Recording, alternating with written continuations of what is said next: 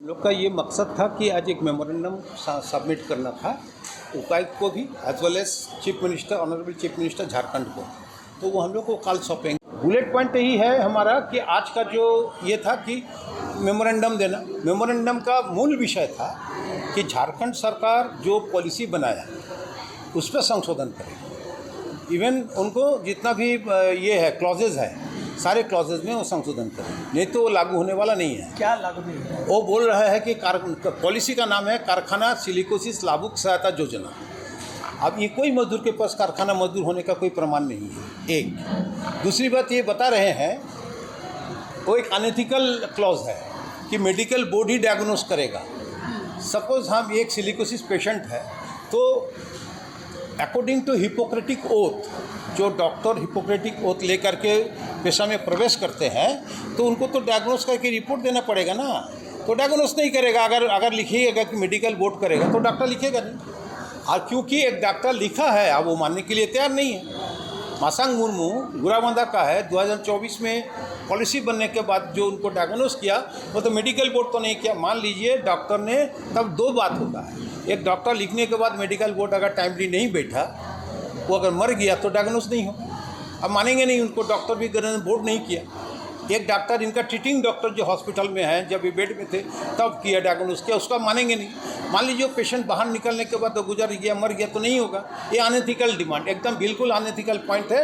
It should be remove from that clause. वो आपका जो क्लॉज है उसको अमेंड करना होगा कि आपको करिए, हमको आपत्ति नहीं है, या तो आप उसको परमानेंट बोर्ड रखिए, कोई डॉक्टर देखेगा सिलिकोसिस है, वो रिपोर्ट देने के बाद तुरंत बोर्ड उसको डायग्नोस करेगा। उसके बाद क्या है, डायग्नोस होने के बाद पेशेंट को डीसी को लिखना है। क्यों डीसी को लिखेगा? वो गरीब आदमी क्या जानता किसको, वो तो पढ़ा नहीं ना। वो जो अधिसूचना जो है गेजेट नोटिफिकेशन वो तो पढ़ा नहीं है, तो उसको आपको अमेंड करना है। ठीक है, ये तो ऑलमोस्ट आपको हम रिपोर्ट भेज दिया है, आप थोड़ा देख लीजिएगा। और जितना भी क्लॉजेज है ऑलमोस्ट चेंज करना है। आज यहाँ पे कितने लोग आए? आज तो 350 लोग आए हैं। अब क्या यहाँ पे आप क्या बात रखे? यही बात रखें कि ये संशोधन करना है।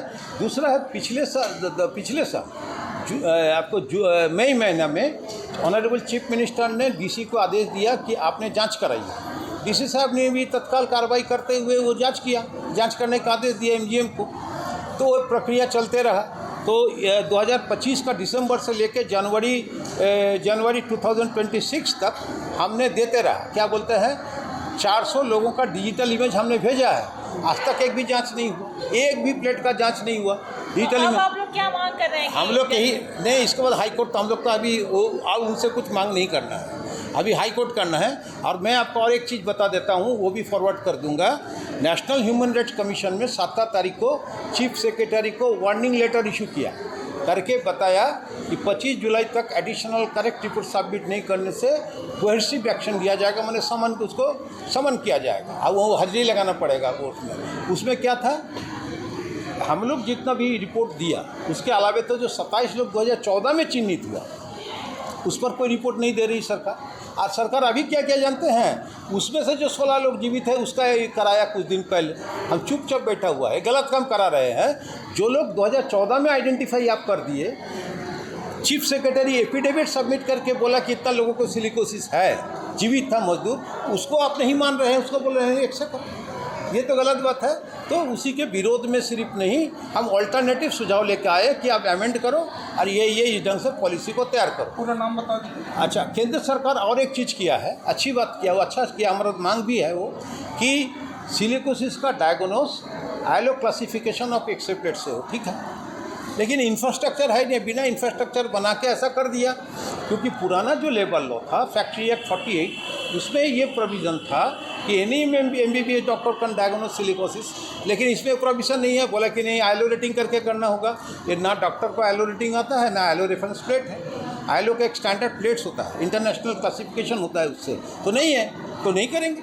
तो ये सिचुएशन बना हुआ है, ये जो गैप है पूरा करें। फिर अस्पताल को, ब्लॉक हॉस्पिटल्स को अपग्रेड करें, 300 मिलियन एम्पियर के एक्सरे मशीन लगाए, एनफ ऑक्सीजन रखे, डॉक्टर्स को ट्रेन करें, जो हमने बंगाल में कराया।